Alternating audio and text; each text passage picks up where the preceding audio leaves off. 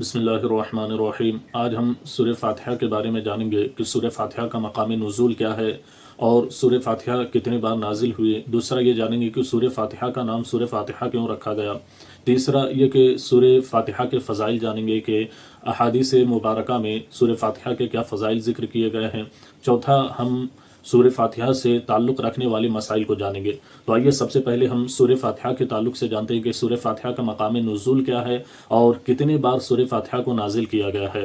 اکثر علماء کے نزدیک سورہ فاتحہ مکہ مکرمہ میں نازل ہوئی ہے، لیکن امام مجاہد رحمۃ اللہ تعالی علیہ فرماتے ہیں کہ سورہ فاتحہ مدینہ منورہ میں نازل ہوئی ہے، اور ایک قول یہ بھی ہے کہ سورہ فاتحہ 2 مرتبہ نازل ہوئی ہے، ایک مرتبہ مکہ مکرمہ میں اور ایک مرتبہ مدینہ منورہ میں۔ اب آئیے جانتے ہیں کہ سورہ فاتحہ کو سورہ فاتحہ کیوں کہا جاتا ہے۔ سورہ فاتحہ کو سورہ فاتحہ اس لیے کہا جاتا ہے کیونکہ فاتحۃ الکتاب کا مطلب ہے کتاب کی ابتدا، اور قرآن کی ابتدا جو ہو رہی ہے وہ کس سے ہو رہی ہے؟ سورہ فاتحہ سے۔ اس وجہ سے اس کو سورہ فاتحہ بھی کہا جاتا ہے، اور سورہ فاتحہ کو ام الکتاب اور ام القرآن بھی کہا جاتا ہے کیونکہ قرآن کا اصل جو ہے وہ سورہ فاتحہ ہی ہے۔ اس وجہ سے سورہ فاتحہ کو ام القرآن اور ام الکتاب بھی کہا جاتا ہے۔ اب آئیے ہم جانتے ہیں سورہ فاتحہ کے فضائل۔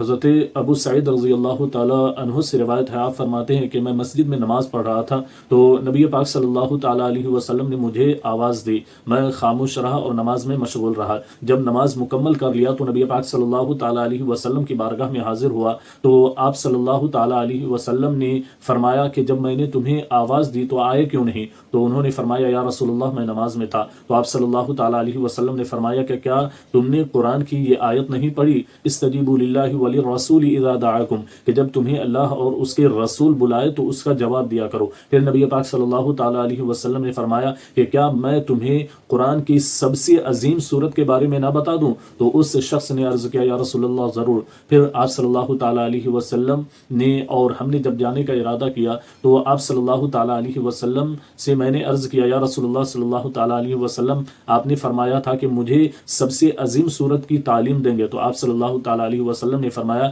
کہ سب سے عظیم سورت سورہ فاتحہ یعنی الحمدللہ رب العالمین ہے، جس کو سبع مثانی بھی کہا جاتا ہے۔ حضرت عبداللہ ابن عباس رضی اللہ تعالیٰ عنہ سے روایت ہے، وہ فرماتے ہیں کہ ایک فرشتہ آسمان سے نازل ہوا اور نبی پاک صلی اللہ تعالیٰ علیہ وسلم پر سلام عرض کیا۔ سلام عرض کرنے کے بعد فرمایا کہ یا رسول اللہ، آپ کو اللہ تبارک و تعالیٰ نے 2 نور عطا فرمایا ہے۔ آپ صلی اللہ تعالیٰ علیہ وسلم سے فرمایا کہ وہ 2 نور سورہ فاتحہ اور سورہ بقرہ ہے جو آپ سے پہلے کسی نبی کو عطا نہیں کیا گیا۔ سبحان اللہ۔ اب آئیے ہم جانتے ہیں کہ سورہ فاتحہ سے تعلق رکھنے والے مسائل، کہ سورہ فاتحہ سے کون سے مسئلے ہیں جو سورہ فاتحہ سے تعلق رکھتے ہیں۔ تو سورہ فاتحہ نماز میں پڑھنا واجب ہے، ہر تنہا نماز پڑھنے والے کے لیے اور ہر امام کے لیے سورہ فاتحہ پڑھنا واجب ہے، لیکن جو امام کے پیچھے ہوں یعنی جو مقتدی ہے ان کے لیے سورہ فاتحہ پڑھنا واجب نہیں، بلکہ امام جب قرات کرے گا تو اس سے خاموش رہنا ہے اور سننا ہے، جیسا کہ اللہ تبارک و تعالیٰ نے قرآن پاک میں فرمایا